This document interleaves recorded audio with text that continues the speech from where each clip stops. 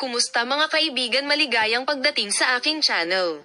Si Burek Burkay Apgel, na naging manlalaro na katulad niya, ay nabuhay sa pag-ibig kay Ozgie Yajez, ay nagbabakasyon sa Bodrum kasama ang kanyang kasintahan.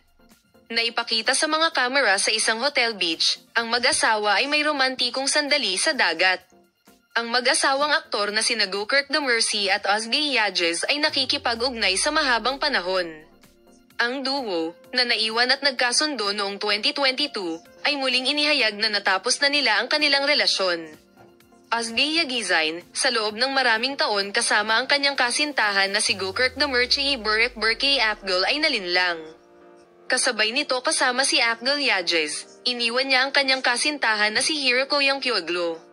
Demir Chenen, pagkatapos ng paghihiwalay ko Yongkyoglu no sundin aparatang ng pagtataksil na pinalakas.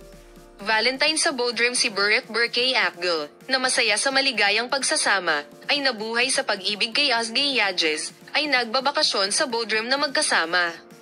Ang Valentine, ang nakaraang araw ay naipakita sa mga lente sa isang hotel sa Guverchinlek. Ililipat namin sa iyo ang mga naturang detalye.